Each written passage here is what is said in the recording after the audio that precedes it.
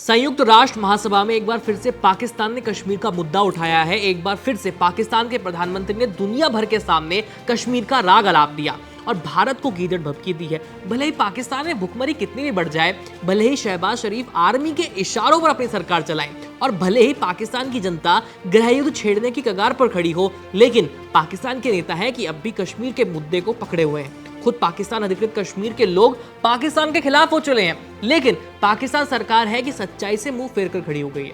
वैसे पाक पीएम के झूठे और बेबुनियाद आरोपों को सुनकर भारत भी कहां चुप रहने वाला था।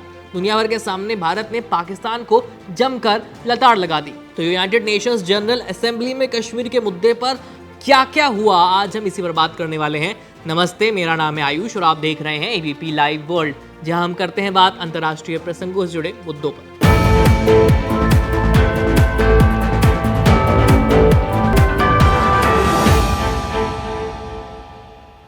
इससे पहले हम आगे बढ़े, आप पहले पाकिस्तान के प्रधानमंत्री शहबाज शरीफ की ये बातें सुन लीजिए। Its leadership has often threatened to cross the line of control and take over Azad Kashmir.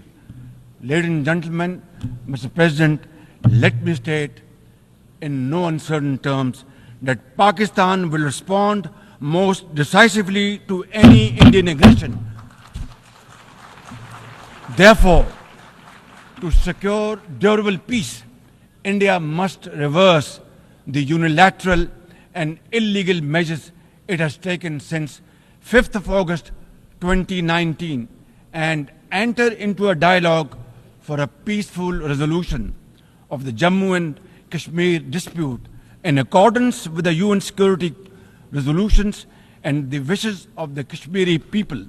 27 सितंबर को यूनाइटेड नेशंस जनरल असेंबली में अंग्रेजी में दिए इस भाषण का हिंदी में मतलब कुछ इस तरह से है कि पाकिस्तान के प्रधानमंत्री शहबाज शरीफ ने जम्मू कश्मीर की तुलना फिलिस्तीन से करते हुए कहा कि भारत की मोदी सरकार एलओसी पार करके पीओके पर कब्जा करना चाहती है।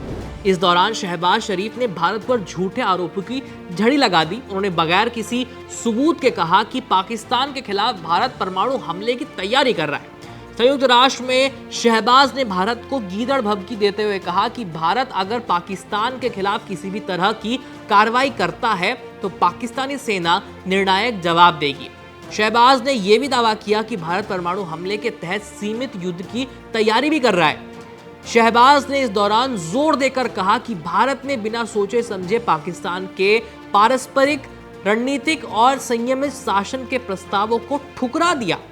शहबाज ने आरोप लगाया कि मोदी सरकार ने हमेशा पाकिस्तान के कब्जे वाले इलाके पर कब्जा करने की धमकी दी है। दरअसल यूनाइटेड नेशंस जनरल असेंबली में इस तरह की बयानबाजी के पीछे पाकिस्तान की बेबसी है, क्योंकि उसके दोस्त तुर्की ने कश्मीर के मुद्दे पर उसका साथ देने से मना कर दिया। इस बार वो चुप रहा, जिसके बाद पाकिस्तान के भीतर इसे भारत की जीत करार दिया जा रहा है। माना जा रहा है कि तुर्की को ब्रिक्स की सदस्यता चाहिए और ये बगैर भारत के सहयोग के मुमकिन हो नहीं सकता।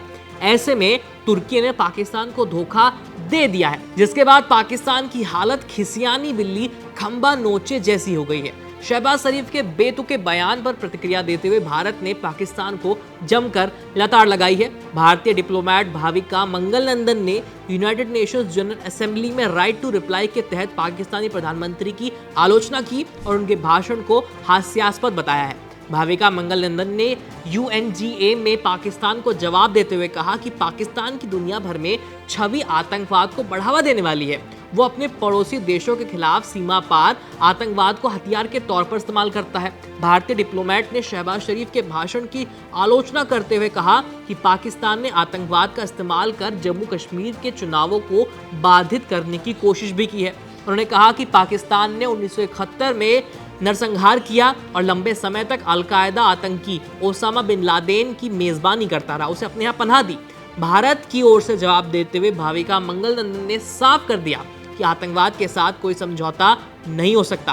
उन्होंने पाकिस्तान को चेतावनी भी दी है कि भारत के खिलाफ सीमा पार आतंकवाद के नतीजे निश्चित तौर पर उसे भुगतने पड़ेंगे। खैर, इस खबर में इतना ही। इस मुद्दे पर अपनी राय हमें कमेंट सेक्शन में लिख भेजिए। मेरा नाम है आयुष, देखते रहिए एबीपी लाइव। धन्यवाद।